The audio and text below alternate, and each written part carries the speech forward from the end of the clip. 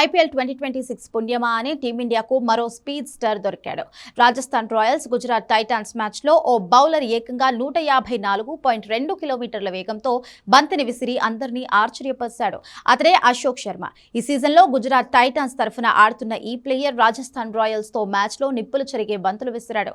Record వేగంతో బ్యాటర్లకు బంతులు సంధించాడు.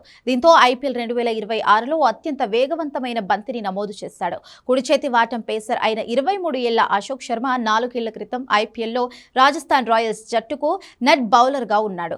దేశవాళీ క్రికెట్లో అతడు రాజస్థాన్ జట్టుకే ప్రాతినిధ్యం వహిస్తున్నాడు. ముఖ్యంగా సయ్యద్ ముస్తాక్ అలీ ట్రోఫీలో చేసిన ప్రదర్శన అశోక్ శర్మ కెరీర్ కు కొత్త ఊపునిచ్చింది. ఈ డొమెస్టిక్ టీ20 టోర్నమెంట్ లో అశోక్ సంయుక్తంగా అత్యధిక వికెట్లు తీసిన బౌలర్ గా నిలిచారు. ఈ ఫాస్ట్ బౌలర్ 10 మ్యాచ్ల్లో 22 వికెట్లు పడగొట్టాడు. విజయ్ హజారే ట్రోఫీలో 7 మ్యాచ్ల్లో 13 వికెట్లు తీసి నిలకడగా రాణించాడు.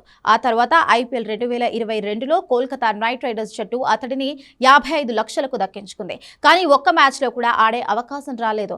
ఆ తర్వాత అతడు మళ్లీ రాజస్థాన్ రాయల్స్ గూటికి చేరాడు. ఆ తర్వాత ఐపీఎల్ 2025 సీజన్ కు ముందు రాజస్థాన్ రాయల్స్ 30 లక్షలకు అతడిని సొంతం చేసుకుంది. కానీ అక్కడ అతడికి తుది జట్టులో చోటు దక్కలేదు. సీజన్ మొత్తం బెంచ్కే పరిమితమయ్యాడు.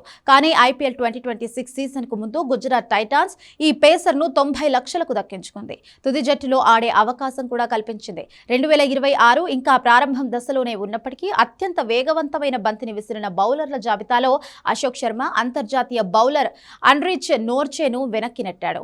నోర్జే లక్నో సూపర్ జైంట్స్ తరఫున ప్రాతినిధ్యం వహిస్తూ 150.9 కిలోమీటర్ల వేగంతో బౌలింగ్ చేశాడు. ఈ సీజన్లో ఇప్పటివరకు 150 కిలోమీటర్ల కంటే ఎక్కువ వేగంతో బౌలింగ్ చేసింది అశోక్ శర్మ, అన్రిచ్ నోర్జ్ ఇద్దరు మాత్రమే.